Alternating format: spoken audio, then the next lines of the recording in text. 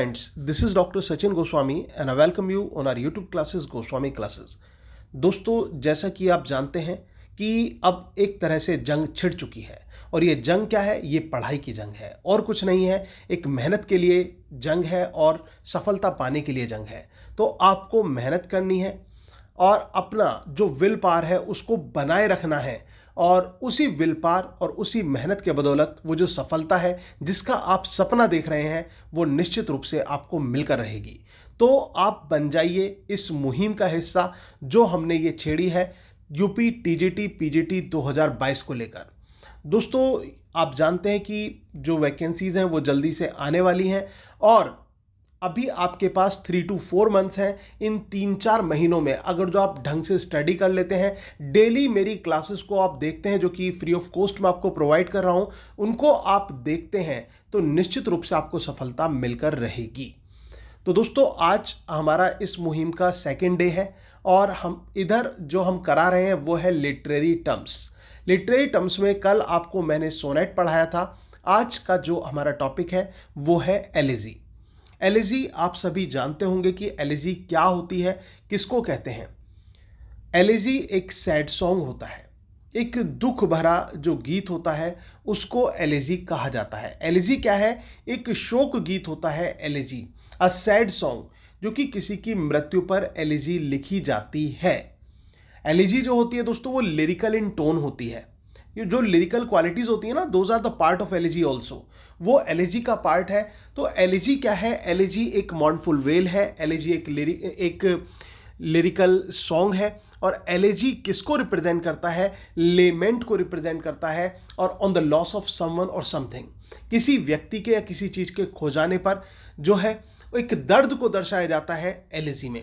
तो दोस्तों, एलिजी को मैं आपको पॉइंट टू पॉइंट पढ़ा रहा हूं और फैक्ट्स भी एलिजी के बताऊंगा, ट्रेड्स भी आपको एलिजी के बताए जाएंगे। सभी चीजों को ध्यान से पढ़ना है। और एक बात और मैं आपसे कह दूं कि आप इसको जो भी पॉइंट्स आपको बताए जाएं उनको प्रॉपर्ली ध्यान से सुनना और बाद में जो है एक बार लिख कर देखना कि सर ने क्या क्या पॉइंट्स हमें बताए थे।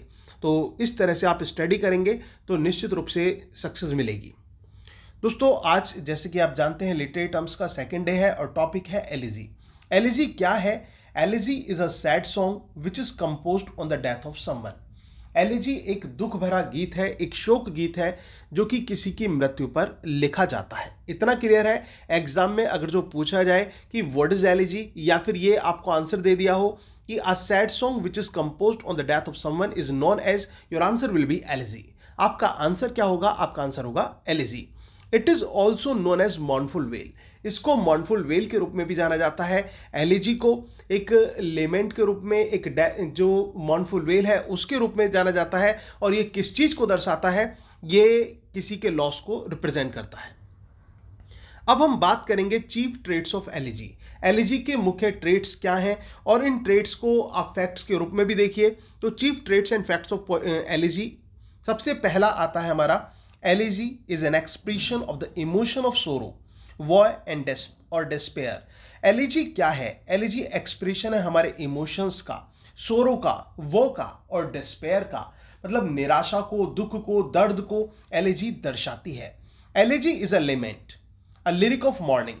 एलिजी क्या है? एक लेमेंट है, एक विलाप है, एक लिरिक ऑफ मॉर्निंग है, यानी कि एक ऐसा गीत, एक लिरिकल सॉन्ग है जो कि पूरा दुख से भरा हुआ है, वो एलिजी कहलाती है। The word elegy originated from the Greek word elegia और eligos। जो एलिजी शब्द है दोस्तों ये कहां से आता है? एलिजी शब्द की उत्पत्ति होती है ग्रीक के वर्ड एलिजिया या एलिगोस से। ठीक है ना? एलिजिया और एलिगोस से इसकी उत्पत्ति होती है, विच मीन टू लेमेंट और टू बी सोरोफुल, जिसका मतलब होता है लेमेंट या फिर टू बी सोरोफुल, एक तरह से विलाप या दुख से भरा हुआ, ये इसका मीनिंग होता है। इतना क्लियर हुआ? बहुत इंपॉर्टेंट क्वेश्चन है दोस्तों। और इतना ध्यान रख लेना, जो एलिजी है ना, जैसे मैंने आपको सोनेट के बारे में बताया था कि सोनेट जो है उसको इटालियन वर्ड में भी, इटली के रूप में भी जाना जाता है, लेटिन वर्ड से भी उसकी उत्पत्ति मानी जाती है। ऐसे ही एलिजी के बारे में कहा जाता है। एलिजी की शब्द की जो उत्पत्ति हुई वो ग्रीक भाषा के शब्द एलिगोस से हुई, जिसका मतलब लेमेंट या सोरोफुल होता है। It is also said that the term elegy comes from Latin word लिजेट which means mournful well.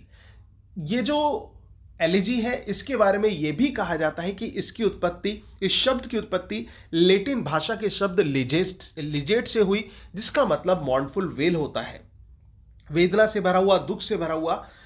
The language and structure of an elegy is formal and ceremonial. दोस्तों इसकी जो लैंग्वेज होती है, ये याद रख लेना, जो एलिजी की जो लैंग्वेज आपको मिलेगी वो कैसी मिलेगी, वो फॉर्मल मिलेगी और सेरेमोनियल मिलेगी। Elegy presents everything as lost and gone और एब्सेंट एंड फ्यूचर। एलिजी में किस चीज को दर्शाया जाता है, ये चीज याद रखना। एवरीथिंग एज लॉस्ट मतलब सब कुछ खो गया है। आपने देखा होगा एलिजी में जो पोइट होता है वो बड़ा दर्द से पीड़ित होता है, ऐसा लगता है कि इसके जीने की वजह ही इससे छिन गई है, इसके पास अब जीने के लिए कुछ नहीं रहा है। वही तो एलिजी है। तो सब कुछ ऐसा लगता है एब्सेंट सा, लॉस्ट सा, गॉन सा। The elegies written by John are based on the themes of love. ये क्वेश्चन आ सकता है दोस्तों कि जो एलिजीज है उसका जो स्वरूप है वो एज पर दी एजेस वो बदलता गया, और जो जॉन की एलिजीज हैं उसमें एक डिफरेंट जोन ऑफ एलिजीज हमें देखने को मिलता है। उसमें क्या है, जो जॉन की एलिजीज हैं वो किस थीम पर बेस्ड हैं, वो लव थीम पर बेस्ड हैं। काइंड्स ऑफ एलिजी की बात करें तो personal elegy, impersonal elegy and pastoral elegy. These are three kinds of elegy. Elegy के थ्री काइंड्स हैं दोस्तों, पर्सनल एलिजी, इम्पर्सनल और पेस्टोरल। अगर जो आप इनके नेम को ही पढ़ लेना तो नेम से ही इनकी डेफिनेशन बिल्कुल क्लियर हो जाती है, लेकिन फिर भी मैं आपको बता देता हूं। सबसे पहले पर्सनल एलिजी की हम बात करते हैं। पर्सनल एलिजी की बात करें तो पर्सनल एलिजी क्या है, it is a kind of sad song. Personal elegy एक प्रकार का दुख भरा गीत है। कैसा गीत है पर्सनल एलिजी? दुख भरा गीत है। That is composed on the death of someone near dear और the closer one of the poet. जो कवि के किसी अपने खास की मृत्यु पर लिखा गया हो, वो उसका भाई भी हो सकता है, उसका दोस्त भी हो सकता है, उसका कोई परिचित भी हो सकता है, उसका कोई फैमिली मेंबर भी हो सकता है, उसकी बिलव्ड भी हो सकती है, कोई भी XYZ जो उसके बिल्कुल नज़दीक रहा हो, जो उसके हृदय के बहुत नज़दीक हो, उसकी मृत्यु हो जाए और उसकी मृत्यु पर शोक व्यक्त किया जाए, तो ऐसी एलिजी क्या कहलाएगी? वो पर्सनल एलिजी कहलाएगी।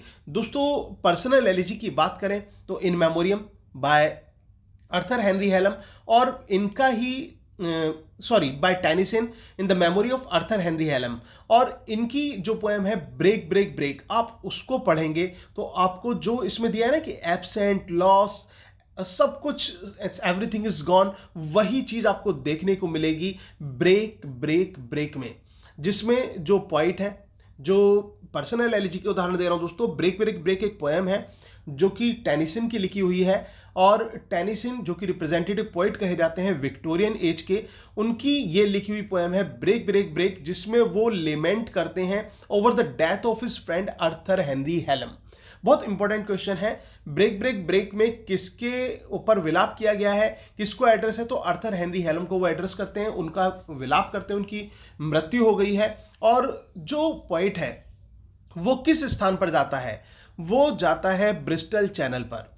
ब्रिस्टल चैनल पर जब वो जाते हैं तो वो देखते हैं समुद्र की लहरों को, वहां पर देखते हैं, और जो समुद्र की लहरें थी वो क्या कर रही होती हैं, जो सलेटी कलर के बड़े बड़े पत्थर होते हैं उनसे वो टकरा रही होती हैं समुद्री लहरें, और जब वो पत्थरों को टकरा के चोट पहुंचा रही होती हैं तो कवि के हृदय को कुछ शांति सी मिलती है, क्योंकि उसको लगता है कि जिस तरह से मैं पीड़ित हूं, वक्त ने मुझ पे चोट मारी है, उसी तरह से लहरें इन पत्थरों को चोट मार रही हैं, तो ये पत्थर मेरे जैसे ही हैं। और जब इंसान अपने जैसा किसी को देखता है तो उसका मन शांत हो जाता है, चलो मैं ही एक ऐसा नहीं हूं, मेरे जैसे और भी हैं। लेकिन दूसरे ही पल जो पोइट की वेदना है, जो पोइट का सोरो है, वो और ज्यादा बढ़ जाता है जब वो कुछ ऑब्जेक्ट्स ऑफ नेचर को कैसे पाता है, इन दी हैप्पी मूड, अच्छे मूड में पाता है। तो दोस्तों इसमें जब वो लहरों को स्टार्टिंग में देखता है जो पोइट है टेनिसन, तो वो क्या कहते हैं? वो ये कहते हैं break break break O the cold grey stones of sea, and I would that my tongue could utter the thoughts that arise in me. Oh, well for the fisherman's boy that he shouts with his sisters at play. Oh, well for the sailor's lad that he sings in his boat on the bay. यहां पर mood change हो गया। Starting में क्या कहते हैं? तोड़ दो तोड़ दो तोड़ दो, इन सलेटी कलर के पत्थरों को तोड़ डालो, और जब तुम ऐसा करोगी, लहरों से वो कह रहे हैं, जब तुम ऐसा करोगी तो मुझे लगेगा कि मैं अपने जो विचार हैं, जो मेरे अपने दोस्त के लिए हैं, उनको मैं व्यक्त कर पाऊंगा, उनको मैं एक्सप्रेस कर पाऊंगा। लेकिन दूसरे ही पल एक ऐसा सीन जो है पोइट देख लेते हैं जिसको देखकर उनका जो हृदय है वो विचलित हो जाता है और वो और ज्यादा दुखी हो जाते हैं। वो क्या देखते हैं? एक नाविक का लड़का अपनी लाइफ को एंजॉय कर रहा होता है। वो कहते हैं ना, O well for the sailors lad that he sings in his boat on the way, कि कितना भाग्यशाली है वो नाविक का लड़का जो अपनी नाव में गा रहा है, और कितना भाग्यशाली है वो मछुआरे का लड़का जो अपनी बहन के साथ चिल्ला रहा है, खेल रहा है। They all are enjoying, but the poet is sad. But what is the reason of his sadness? उसकी सैडनेस का कारण क्या है? The loss of his friend Arthur Henry Hallam. जो उनका दोस्त है अर्थर हेनरी हेलम, वो अब नहीं रहा है, तो उसका वो उसमें विलाप करते हुए हमें दिखाई पड़ते हैं। तो जो पॉइंट है, और यहां पर वो कहते हैं O for the touch of vanish hand. Vanish hand, ये क्वेश्चन बहुत इंपॉर्टेंट है दोस्तों। ये फ्रेज जो उन्होंने यूज किया वो किसके लिए यूज किया? Vanish hand. वैनिश का मतलब होता है डिसअपियर, और पोइट की लाइफ से कौन डिसअपियर हो गया? पोइट की लाइफ से डिसअपियर हो गया अर्थर हेनरी हेलम, यानी कि जो पोइट के फ्रेंड थे। तो vanished hand refers to Arthur Henry Hallam. वो अर्थर हेनरी हेलम को कहा गया है। तो वो ये कहते हैं कि वो अब मेरे बीच में नहीं रहा है और उसकी आवाज को अब मैं नहीं सुन पा रहा हूं। और लास्ट में वो पूरी तरह से उन लहरों से फिर से कहते हैं, break break break at the foot of the crags. तो ये पर्सनल एलिजी का बहुत एक अच्छा एग्जाम्पल हम कह सकते हैं। इसके बाद आ जाते हैं हम इम्पर्सनल एलिजी पर। Impersonal elegy deals with the poet's grief over human destiny or over some aspect of contemporary life and literature. It represents, ये दोस्तों इन लिखा हुआ है, गलती से इट कर लीजिएगा इसे। It represents the philosophy of life and death. जो impersonal elegy होती है दोस्तों, उसमें किस चीज के ऊपर एक दर्द को व्यक्त किया जाता है? मानव की डेस्टिनी को लेकर, और या फिर कंटेम्परेरी लाइफ के और डिफरेंट एस्पेक्ट्स को लेकर। और इम्पर्सनल एलिजी की अगर जो हम बात करें तो इम्पर्सनल एलिजी में भी लॉस को रिप्रेजेंट किया जाता है। किसी, ये भी एक सैड सॉन्ग होता है, it is a kind of sad song, but it is not written on the death of someone near dear to the poet's heart, but someone or something that is special to the society, to our country. उसके लिए impersonal elegy होती है कि कोई चीज जो है, जो हमारे समाज के लिए बेहतर है और उसका लॉस हो चुका है। और ये कुछ एब्स्ट्रैक्ट आइडियाज और थिंग्स भी हो सकते हैं जिनके लिए जो पोइट है वो अपना जो लेमेंट है उसको दर्शाता है। तो that is called impersonal elegy. वही तो इम्पर्सनल एलिजी कहलाती है। दोस्तों, क्लास अच्छी लग रही हो और हमारी जो मुहिम जो हमने छेड़ी है ये अच्छी लग रही हो और आप इस मिशन का हिस्सा बनना चाहते हैं, तो प्लीज वीडियो को लाइक, शेयर और कमेंट करना ना भूलिएगा।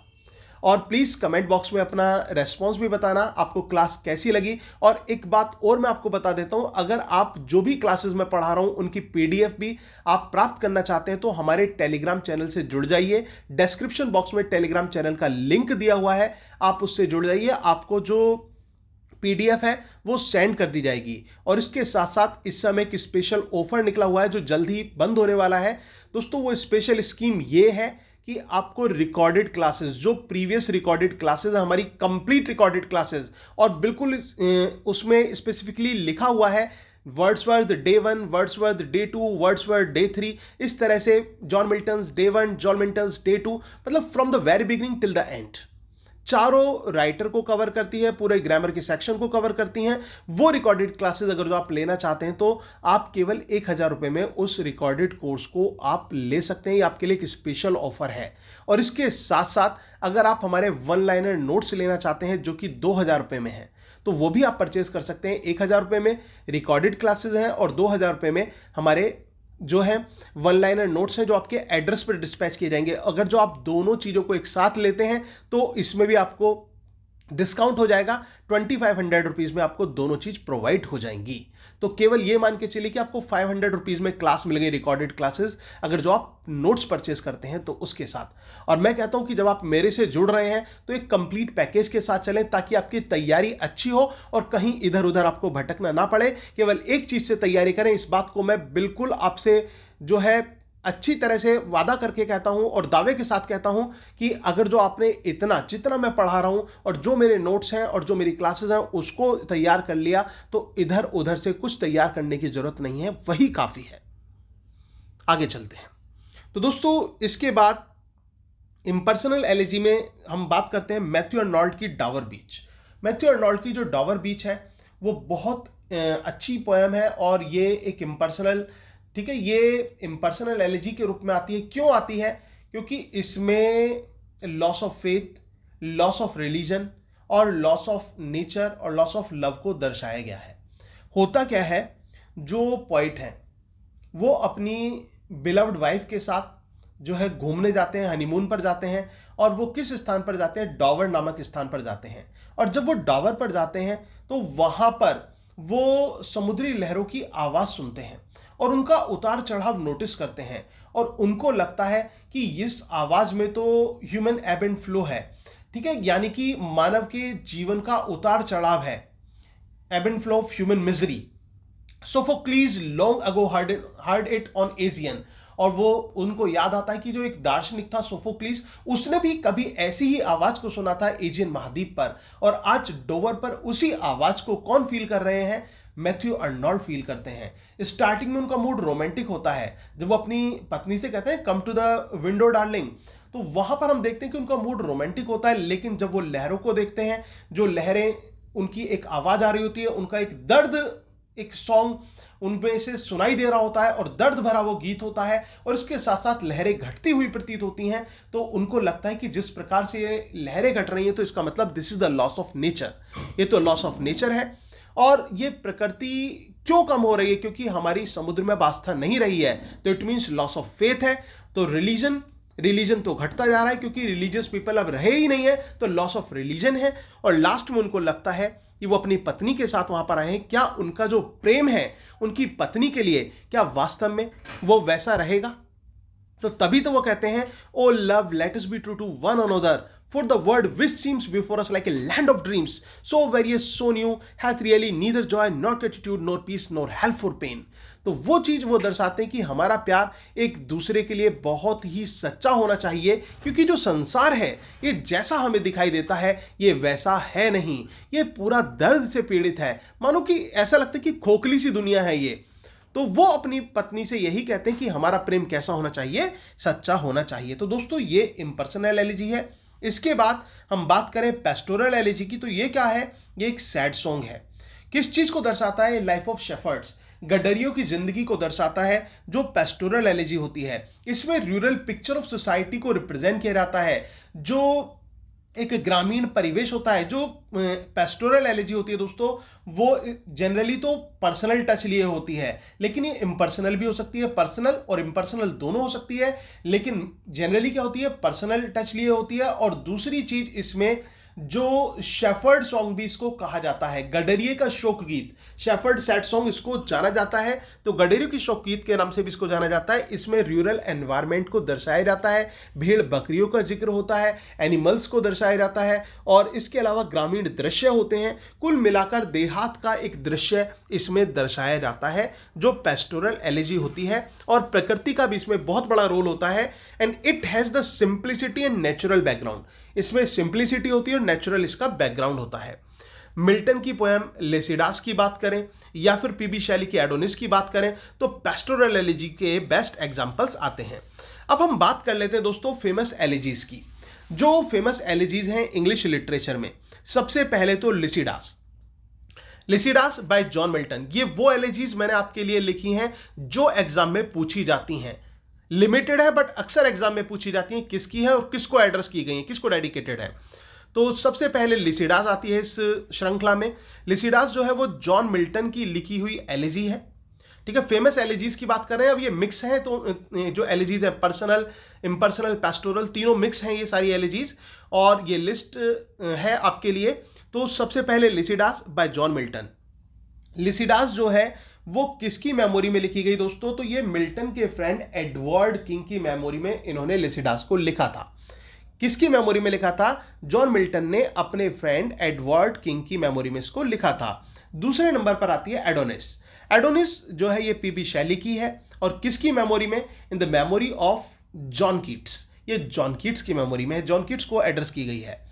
Elegy written in a country churchyard by Thomas Gray. ये थॉमस ग्रे की फेमस एलिजी है, elegy written in a country churchyard, और ये इन्होंने लिखी थी अपने फ्रेंड रिचार्ड वेस्ट की याद में। किसकी याद में? अपने फ्रेंड रिचार्ड वेस्ट की याद में। लेकिन ये जो एलिजी है, this elegy is simply known as the elegy of common man. इस एलिजी को किस रूप में जाना जाता है? कॉमन मैन की एलिजी में जाना जाता है। आपने देखा होगा दोस्तों, ये जो एलिजी है कॉमन मैन की क्यों ना हो, क्योंकि ये गांव के जो बेचारे, जो गरीब लोग थे, साधारण लोग थे, जो अब जीवित नहीं हैं, उनके बारे में ये कहानी कि किस प्रकार से जो ये पोएम है कि किस प्रकार से अमीर लोग भेदभाव करते हैं और वो अपने आप को ज्यादा ऊंचा समझते हैं। लेकिन जीवन का अंत क्या होता है? कब्र होता है। जब पोइट इसमें एक लाइन बोलते हैं ना, the paths of glory lead but to the grave. गौरव का रास्ता आगे तो लेकर जाता है, लेकिन लेकर कहां जाता है? कब्र की तरफ लेकर जाता है।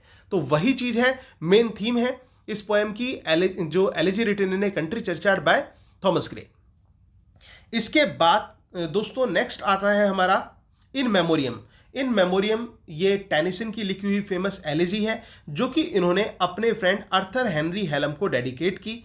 इसके बाद दोस्तों डॉवर बीच, जो मैंने अभी आपको पढ़ाई, डॉवर बीच मैथ्यू अर्नोल्ड का की पोएम है, और ये इनके फादर जो डॉक्टर थॉमस अर्नोल्ड थे, सॉरी मैं गलत बोल गया, डॉवर बीच जो है मैथ्यू अर्नोल्ड की पोएम है, जिसमें loss of faith, loss of religion, loss of nature और लॉस ऑफ लव को रिप्रेजेंट किया गया है डॉवर बीच में।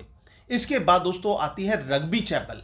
रग्बी चैपल ये जो पोइट की पर्सनल एलिजी है, इसमें वो अपने फादर को बहुत ज़्यादा एक हाइपर बोल में उनको रिप्रेजेंट करते हैं और उनकी बहुत ज़्यादा अप्रिसिएशन करते हैं अपने फादर की, और उनकी मृत्यु पर वो विलाप व्यक्त करते हैं, मतलब बहुत दुखी हैं अपने फादर की मृत्यु पर रग्बी चैपल में। और जो पोइट के फादर थे वो कौन थे? डॉक्टर थॉमस अर्नोल्ड, जो कि रग्बी स्कूल के हेडमास्टर हुआ करते थे।